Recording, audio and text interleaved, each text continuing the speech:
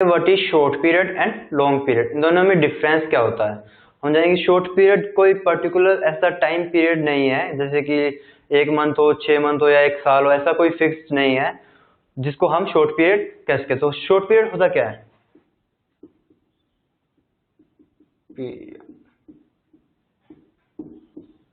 Short period वो time period है जहां पे कोई प्रोड्यूसर अपने सिर्फ वेरिएबल फैक्टर्स को चेंज कर सके, वो अपने फिक्स्ड फैक्टर्स को चेंज नहीं कर सकता। और लॉन्ग पीरियड में क्या होता है? लॉन्ग पीरियड में वो अपने सारे वेरिएबल और फिक्स्ड फैक्टर्स को चेंज कर सकता है। So these are the two time periods in a production process जहां पे प्रोड्यूसर अपने टाइम पीरियड को डिस्टिंग्विश कर सकता है। जैसे कि शॉर्ट पीरियड को हम एग्जांपल लेते हैं, सपोज किसी कंपनी में, कोई कार मैन्युफैक्चरिंग कंपनी है जहां पे कोई प्रोड्यूसर अपने वेरिएबल फैक्टर्स को चेंज कर सकता है लेकिन फिक्स्ड फैक्टर्स को चेंज नहीं कर सकता। सपोज 6 मंथ तक वो कोई भी अपना फिक्स्ड फैक्टर चेंज नहीं कर सकता, तो उस केस में क्या होगा? उस केस में शॉर्ट पीरियड की ड्यूरेशन होगी 6 मंथ, और शॉर्ट पीरियड 6 मंथ के बाद अगर वो अपने फिक्स फैक्टर को भी चेंज कर सकता है तो वो 6 मंथ के बाद जो टाइम पीरियड होगा वो उसका लॉन्ग पीरियड ऑफ प्रोडक्शन होगा। Okay, now we will discuss about what is producer equilibrium. Producer equilibrium होता क्या है?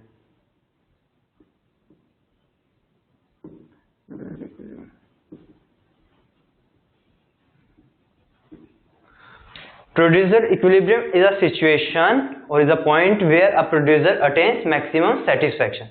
जहां पे प्रोड्यूसर सबसे ज्यादा सेटिस्फाइड होगा उस पॉइंट को हम बोलेंगे प्रोड्यूसर इक्विलिब्रियम। इसका मतलब कि प्रोड्यूसर उतना ही प्रोड्यूस करेगा जहां पे उसका इक्विलिब्रियम डिटरमाइन हो जाएगा। इसकी दो अप्रोचेज हैं, हम दो अप्रोच से प्रोड्यूसर इक्विलिब्रियम को डिटरमाइन कर सकते हैं। First one is TC and TR approach.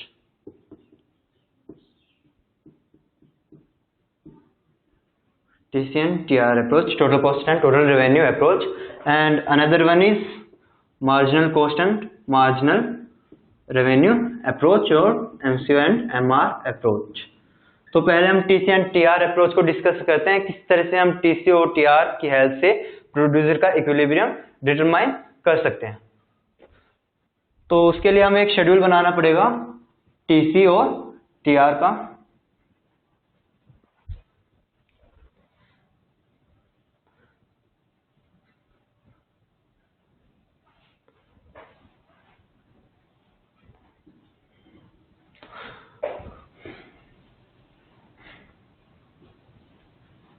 This is output units, this is total revenue, and this is total cost, and it is profit। Profit क्या होता है? TR minus TC। Total cost में से जब हम टोटल रेवेन्यू में से जब हम टोटल कॉस्ट को सब्ट्रैक्ट करें तो क्या मिलेगा हमें? प्रॉफिट। ओके, ऐसे 0 1 2 3 हम 6 यूनिट्स ऑफ आउटपुट तक लेके देखते हैं। से 0 यूनिट पे टोटल रेवेन्यू 4 है, उसके बाद ये 7 है, फिर ये 9 है, फिर ये 10, then it is 10, that is 4 7 10 and it is again 9। okay,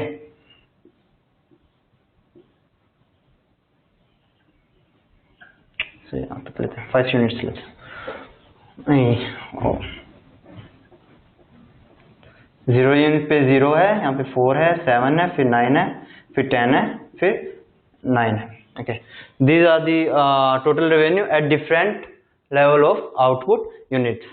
और टोटल कॉस्ट सपोज हमारे यहाँ पे 3 है, यहाँ पे 5 है, यहाँ पे 6 है, यहाँ पे हमारे 10 है, फिर 12 है, फिर 18 है। Okay, this is the total cost, this is the total cost and profit. क्या होता है प्रॉफिट? जब हम टोटल रेवेन्यू में से टोटल कॉस्ट को सब्ट्रैक्ट कर दें, जैसे -3, यहाँ पे -1, यहाँ पे 1, और यहाँ पे again negative, again -2, again here is -7। तो यहाँ प्रॉफिट सबसे ज्यादा किस पॉइंट पे है? प्रॉफिट यहाँ पे सिर्फ 2 यूनिट पे जो है कि पॉजिटिव है और सभी पे नेगेटिव है। तो this is the producer equilibrium, क्योंकि उसका सबसे ज्यादा प्रॉफिट यहाँ पे होता है। इसको हम एक डायग्राम की हेल्प से समझ सकते हैं।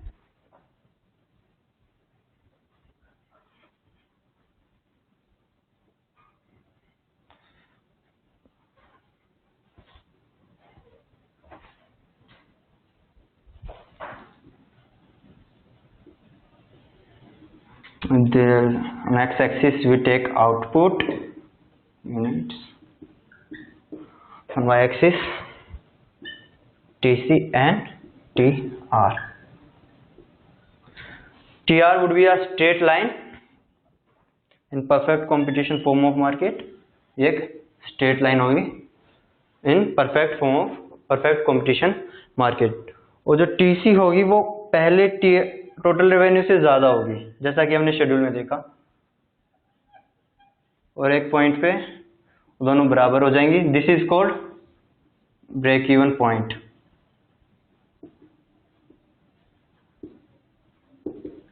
जहां पे टीसी और टीआर इक्वल होते हैं उस पॉइंट को हम बोलते हैं break even point. It means it is a no profit no loss situation. उसके बाद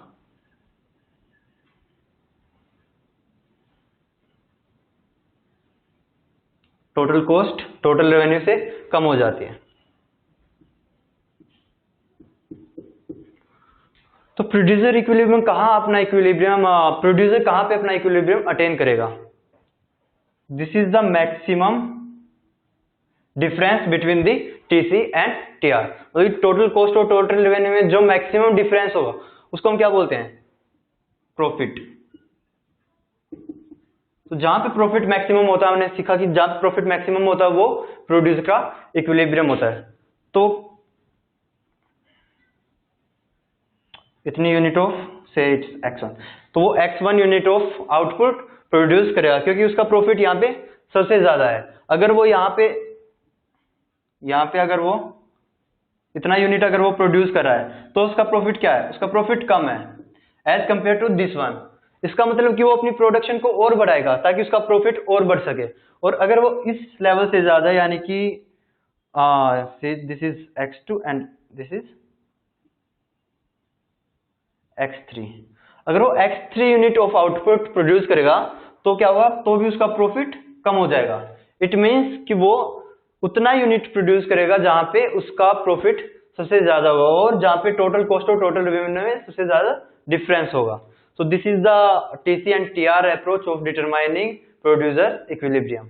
अब हम करेंगे marginal cost and marginal revenue से कैसे हम प्रोड्यूसर का इक्विलिब्रियम डिटरमाइन कर सकते हैं.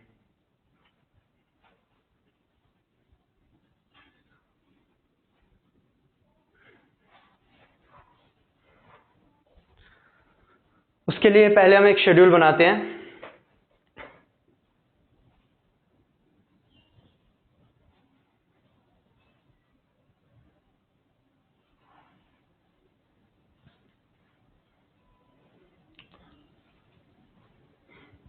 Output, marginal revenue and marginal cost. 1 2 3 4 5 6.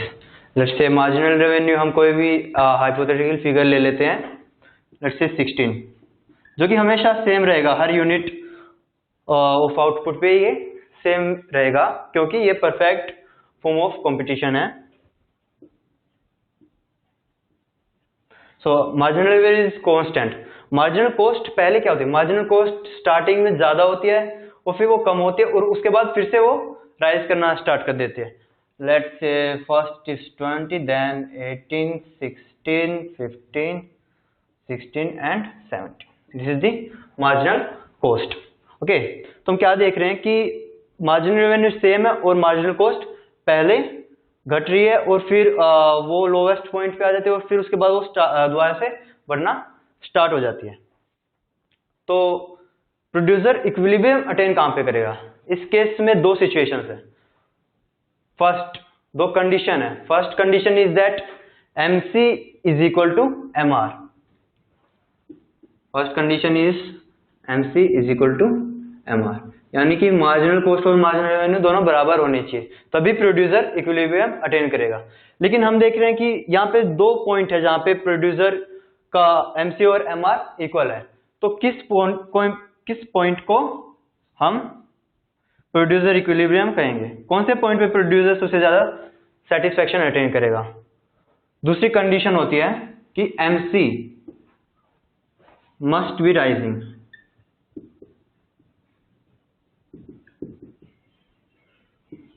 MC जो है मार्जिनल कॉस्ट जो है उस पॉइंट से आगे बढ़ रही हो।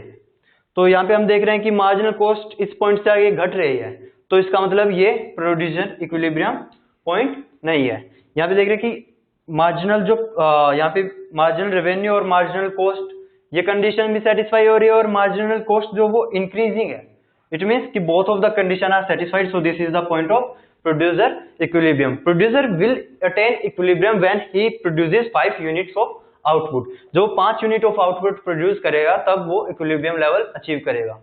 इसको हम डायग्राम की हेल्प से भी समझ सकते हैं।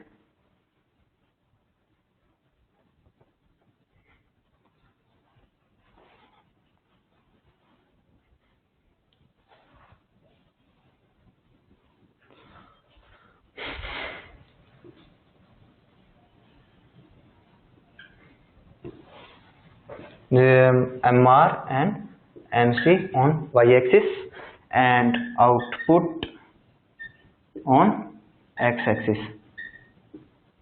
तो MR हमने देखा कि MR कांस्टेंट रहेगा through all the units of output. Her unit of output पे MR जो है वो कांस्टेंट रहेगा। तो इसका मतलब कि जो हम लाइन ड्रॉ करेंगे MR कर्व की वो बिल्कुल स्ट्रेट होगी पैरेलल टू x-axis।